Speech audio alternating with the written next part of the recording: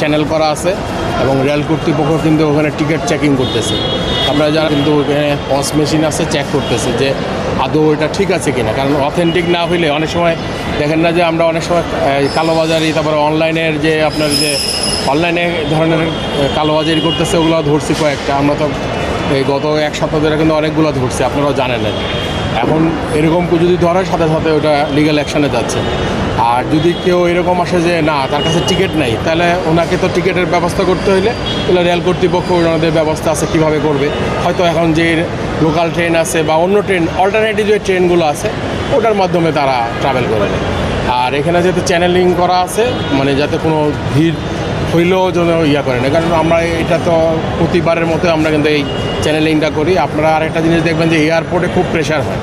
আমরা গত 2 দিন ধরে এয়ারপোর্টে দেখছি কোনো ধরনের গ্যাপ আছে কিনা, তো যাতে কোনো গ্যাপ নেই। আরেকটা আশঙ্কা করতেছি যে ধরেন আগামী পরশু দিন থেকে ধরেন গার্মেন্টস যখন ছুটি হবে, ধরেন জয়দেবপুরে যে ট্রেনগুলো যায় স্পেশাল ট্রেন কিছু রাখে উত্তরবঙ্গের জন্য, গার্মেন্টস ওখানে ইন্ডাস্ট্রি আছে, ইন্ডাস্ট্রি বেল্টের যে ছুটি হবে তখন একটা বেশি প্রেশার পড়বে, যার জন্য আমাদের পূর্ব প্রস্তুতি ওইরকম করে করা আছে।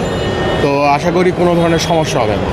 আর প্ল্যাটফর্মে আপনি দেখছেন আমাদের বিভিন্ন ফোর্স, মানে পুলিশ, আনসার আছে, তারপরে আপনার আরএনবি আছে, আমাদের ডিএমপির লোক আছে, এপিবিএনের আছে, মানে যতটুকু আমাদের সুবিধা আছে। আর আমাদের প্লেন ক্লথে যেটা কাভারিং করা সেটা আমাদের কার্যক্রম অব্যাহত আছে। একটু এই প্রশ্নটা একটু করতেই হয় যে যেহেতু একটা পরিবর্তিত পরিস্থিতি, গত বছরের সেটা আমরা একটু তফাৎ দেখতে চাই, সেই তফাতের জায়গাটা আসলে কি দেখতে পাচ্ছি বা কি আপনি কি দেখছেন? আমরা স্ট্রিক্ট যেটা নিয়ম সেই নিয়মটাই মেনটেন করতে যাচ্ছি। তো এখন তো আপনি আরও তো ঈদের ধরেন ঈদ যদি 30 পর্যন্ত তো আমাদের এমনি নর্মালি এইগুলা স্পেশাল ট্রেনগুলো যাবে, সাথে অন্য ট্রেনগুলো যাবে।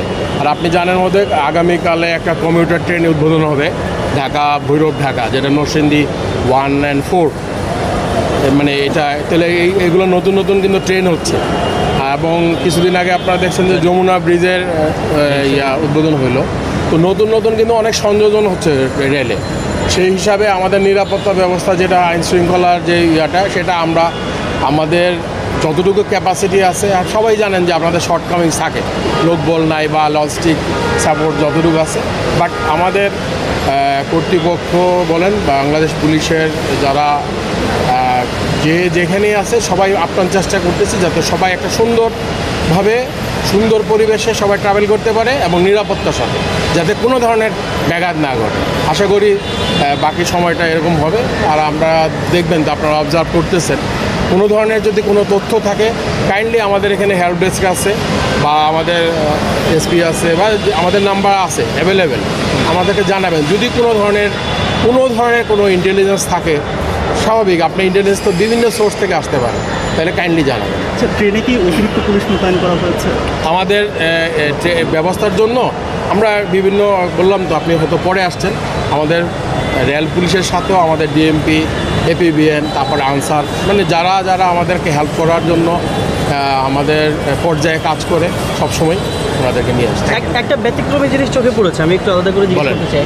এই যে সহায়তা কেন্দ্রের পাশেই ওখানে লস্ট অ্যান্ড ফাউন্ড, আমরা লস্ট অ্যান্ড ফাউন্ডটা আমরা গতবার থেকে শুরু করেছি। বিশেষ করে গত ঈদে আপনারা দেখছেন নির্বিঘ্নে কিন্তু গেছে, এবং লস্ট অ্যান্ড ফাউন্ড আপনারা দেখবেন এয়ারপোর্টে এগুলো চালু আছে। কিন্তু আমরা এটা এয়ারপোর্টের মতোই এখানে আমরা বলছিলাম যে আমরা লস্ট অ্যান্ড ফাউন্ড আমাদের কিন্তু বিভিন্ন স্টেশনে আমরা রেলওয়ে পুলিশের পক্ষ থেকে করছি, এবং এতে অনেক প্যাসেঞ্জার যারা ট্রাভেল করে অনেক সময় ব্যাগ হারায় ফেলে, অনেক সময় দেখা গেছে ব্যাগ পাওয়ার পরে আবার দিয়ে যায়, পুলিশের কাছে দিয়ে যায়, তখন আবার এটা আমরা মেসেজ দিই অনেক সময়।